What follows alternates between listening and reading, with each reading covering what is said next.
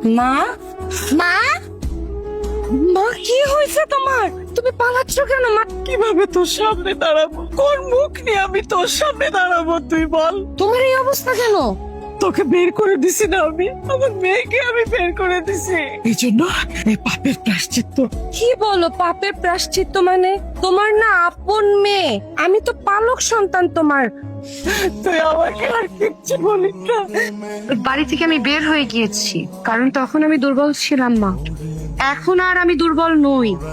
আমাকে বের করে দিয়েছে, আমি মেনে নিয়েছি, কিন্তু তোমাকে ওই বাড়ি থেকে বের করে দিয়েছে, এটা মানা সম্ভব না। তুমি চলো আমার সাথে। দর্শক, সম্প্রতি ঘটেছে এক হৃদয় বিদারক ঘটনা। কি সেই ঘটনা শুনবো আজ ভিকটিমের কাছ থেকেই। সঙ্গে থাকুন। কি ঘটেছিল আপনার সঙ্গে আসলে একটু যদি বিস্তারিত বলতেন। আসসালামু আলাইকুম। আমি অনু, আমার মা, দাঁড়িয়ে আছে আমার বোন, ওর নাম বিনু। এই ফ্ল্যাটটা আমার বাবার, আমাদের বাবার শেষ সম্পত্তি। আমার মায়ের নামে ছিল। আমার ছোট বোনের হাজবেন্ড আর তার মা মিলে আমার মার কাছ থেকে ফ্ল্যাটটা নিয়ে আমার মাকে বাড়ি থেকে বের করে দিয়েছে।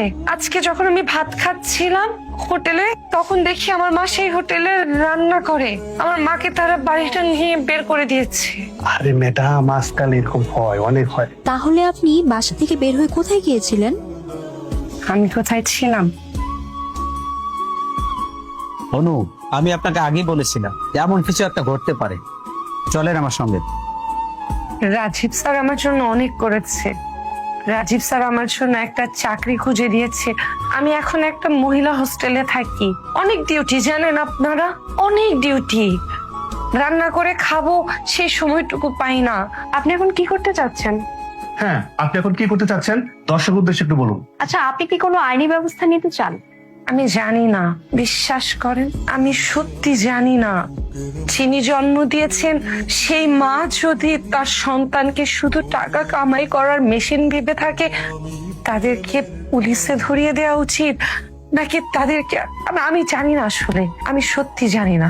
আমি শুধু এতটুকু জানি, যতটুকু আমার বোনের হাজবেন্ড আর তার মা দায়ী, তার থেকে অনেক বেশি দায়ী আমার মা আর আমার ছোট বোন।